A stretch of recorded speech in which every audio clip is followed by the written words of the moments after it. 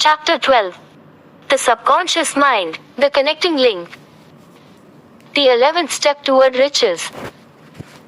The subconscious mind consists of a field of consciousness, in which every impulse of thought that reaches the objective mind through any of the 5 senses, is classified and recorded, and from which thoughts may be recalled or withdrawn as letters may be taken from a filing cabinet.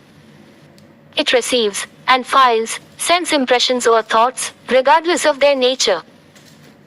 You may voluntarily plant in your subconscious mind any plan, thought, or purpose which you desire to translate into its physical or monetary equivalent. The subconscious acts first on the dominating desires which have been mixed with emotional feelings, such as faith. Consider this in connection with the instructions given in the chapter on desire, for taking the 6 steps outlined, and the instructions given in the chapter on the building and execution of plans, and you will understand the importance of the thought conveyed. The subconscious mind works day and night. Through a method of procedure, unknown to man, the subconscious mind draws upon the forces of infinite intelligence for the power with which it voluntarily transmutes one's desires into their physical equivalent, making use, always, of the most practical media by which this end may be accomplished. You cannot entirely control your subconscious mind, but you can voluntarily hand over to it any plan, desire, or purpose which you wish transformed into concrete form. Read, again, instructions for using the subconscious mind, in the chapter on autosuggestion. There is plenty of evidence to support the belief that the subconscious mind is the connecting link between the finite mind of man and infinite intelligence. It is the intermediary through which one may draw upon the forces of infinite intelligence at will. It, alone, contains the secret process by which mental impulses are modified and changed into their spiritual equivalent. It, alone, is the medium through which prayer may be transmitted to the source capable of answering prayer. The possibilities of creative effort connected with the subconscious mind are stupendous and imponderable. They inspire one with awe. I never approach the discussion of the subconscious mind without a feeling of littleness and inferiority due, perhaps, to the fact that man's entire stock of knowledge on this subject is so pitifully limited. The very fact that the subconscious mind is the medium of communication between the thinking mind of man and infinite intelligence is, of itself, a thought which almost paralyzes one's reason. After you have accepted, as a reality, the existence of the subconscious mind, and understand its possibilities, as a medium for transmuting your desires into their physical or monetary equivalent, you will comprehend the full significance of the instructions given in the chapter on desire. You will also understand why you have been repeatedly admonished to make your desires clear, and to reduce them to writing. You will also understand the necessity of persistence in carrying out instructions. The 13 principles are the stimuli with which you acquire the ability to reach and to influence your subconscious mind. Do not become discouraged if you cannot do this upon the first attempt. Remember that the subconscious mind may be voluntarily directed only through habit, under the directions given in the chapter on faith. You have not yet had time to master faith. Be patient. Be persistent. A good many statements in the chapters on faith and autosuggestion will be repeated here, for the benefit of your subconscious mind. Remember, your subconscious mind functions voluntarily, whether you make any effort to influence it or not. This, naturally, suggests to you that thoughts of fear and poverty, and all negative thoughts serve as stimuli to your subconscious mind, unless you master these impulses and give it more desirable food upon which it may feed. The subconscious mind will not remain idle. If you fail to plant desires in your subconscious mind, it will feed upon the thoughts which reach it as the result of your neglect. We have already explained that thought impulses, both negative and positive, are reaching the subconscious mind continuously, from the 4 sources which were mentioned in the chapter on sex transmutation. For the present, it is sufficient if you remember that you are living daily, in the midst of all manner of thought impulses which are reaching your subconscious mind, without your knowledge. Some of these impulses are negative, some are positive. You are now engaged in trying to help shut all the flow of negative impulses, and to aid in voluntarily influencing your subconscious mind through positive impulses of desire. When you achieve this, you will possess the key which unlocks the door to your subconscious mind. Moreover, you will control that door so completely that no undesirable thoughts may influence your subconscious mind. Everything which man creates begins in the form of a thought impulse. Man can create nothing which he does not first conceive in thought. Through the aid of the imagination, thought impulses may be assembled into plans. The imagination, when under control, may be used for the creation of plans or purposes that lead to success in one's chosen occupation. All thought impulses, intended for transmutation into their physical equivalent, voluntarily planted in the subconscious mind, must pass through the imagination and be mixed with faith. The mixing of faith with a plan or purpose, intended for submission to the subconscious mind, may be done only through the imagination.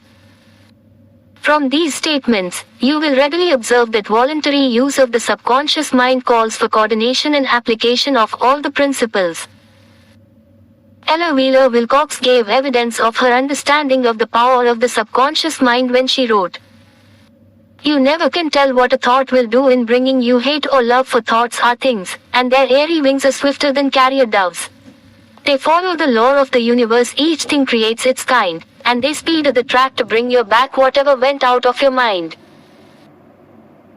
Mrs. Wilcox understood the truth, that thoughts which go out from one's mind, also embed themselves deeply in one's subconscious mind, where they serve as a magnet, pattern, or blueprint by which the subconscious mind is influenced while translating them into their physical equivalent. Thoughts are truly things, for the reason that every material thing begins in the form of thought energy. The subconscious mind is more susceptible to influence by impulses of thought mixed with feeling or emotion than by those originating solely in the reasoning portion of the mind. In fact, there is much evidence to support the theory that only emotionalized thoughts have any action influence upon the subconscious mind. It is a well-known fact that emotion or feeling rules the majority of people. If it is true that the subconscious mind responds more quickly to and is influenced more readily by thought impulses which are well mixed with emotion, it is essential to become familiar with the more important of the emotions. There are 7 major positive emotions and 7 major negative emotions. The negatives voluntarily inject themselves into the thought impulses, which ensure passage into the subconscious mind. The positives must be injected, through the principle of autosuggestion, into the thought impulses which an individual wishes to pass on to his subconscious mind. Instructions have been given in the chapter on autosuggestion. These emotions, or feeling impulses, may be likened to yeast in a loaf of bread, because they constitute the action element, which transforms thought impulses from the passive to the active state. Thus, may one understand why thought impulses, which have been well mixed with emotion, are acted upon more readily than thought impulses originating in cold reason. You are preparing yourself to influence and control the inner audience of your subconscious mind, in order to hand over to it the desire for money, which you wish transmuted into its monetary equivalent. It is essential, therefore, that you understand the method of approach to this inner audience. You must speak its language, or it will not heed your call. It understands best the language of emotion or feeling. Let us, therefore, describe here the 7 major positive emotions, and the 7 major negative emotions, so that you may draw upon the positives, and avoid the negatives when giving instructions to your subconscious mind. The 7 major positive emotions. The emotion of desire. The emotion of faith. The emotion of love. The emotion of sex. The emotion of enthusiasm. The emotion of romance. The emotion of hope. There are other positive emotions, but these are the 7 most powerful, and the ones most commonly used in creative effort.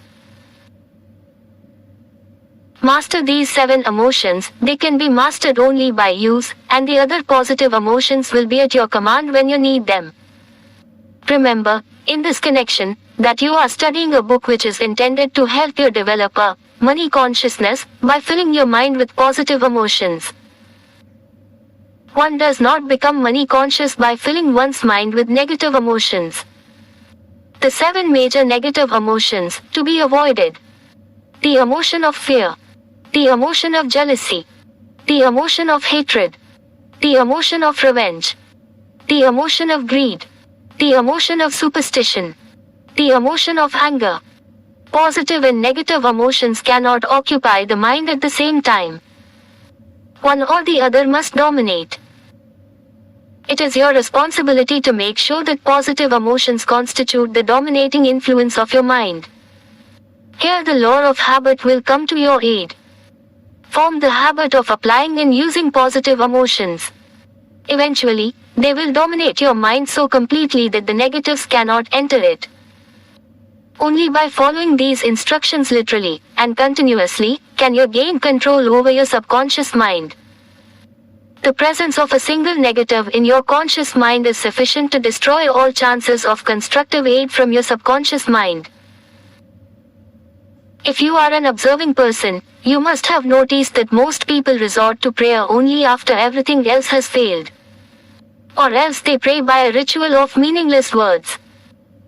And, because it is a fact that most people who pray do so only after everything else has failed, they go to prayer with their minds filled with fear and doubt, which are the emotions the subconscious mind acts upon and passes on to infinite intelligence. Likewise, that is the emotion which infinite intelligence receives and acts upon. If you pray for a thing, but have fear as your prey, that you may not receive it, or that your prayer will not be acted upon by infinite intelligence, your prayer will have been in vain. Prayer does, sometimes, result in the realization of that for which one prays. If you have ever had the experience of receiving that for which you prayed, go back in your memory, and recall your actual state of mind, while you were praying, and you will know, for sure, that the theory here described is more than a theory. The time will come when the schools and educational institutions of the country will teach the science of prayer. Moreover, then prayer may be, and will be reduced to a science. When the time comes, it will come as soon as mankind is ready for it, and demands it. No one will approach the universal mind in a state of fear, for the very good reason that there will be no such emotion as fear. Ignorance, superstition, and false teaching will have disappeared, and man will have attained his true status as a child of infinite intelligence. A few have already attained this blessing. If you believe this prophecy is far-fetched, take a look at the human race in retrospect. Less than 100 years ago, men believed the lightning to be evidence of the wrath of God and feared it. Now, thanks to the power of faith, men have harnessed the lightning and made it turn the wheels of industry. Much less than 100 years ago, men believed the space between the planets to be nothing but a great void, a stretch of dead nothingness. Now, thanks to the same power of faith, men know that far from being either dead or a void, the space between the planets is very much alive, that it is the highest form of vibration known, excepting, perhaps, the vibration of thought. Moreover, men know that this living, pulsating, vibratory energy which permeates every atom of matter, and fills every niche of space, connects every human brain with every other human brain. What reason have men to believe that the same energy does not connect every human brain with infinite intelligence? There are no toll gates between the finite mind of man and infinite intelligence. Communication costs nothing except patience, faith, persistence, understanding, and a sincere desire to communicate. Moreover, the approach can be made only by the individual himself. Paid prayers are worthless. Infinite intelligence does no business by proxy. You either go direct, or you do not communicate. You may buy prayer books and repeat them until the day of your doom, without avail. Thoughts which you wish to communicate to infinite intelligence must undergo transformation, such as can be given only through your own subconscious mind. The method by which you may communicate with infinite intelligence is very similar to that through which the vibration of sound is communicated by radio.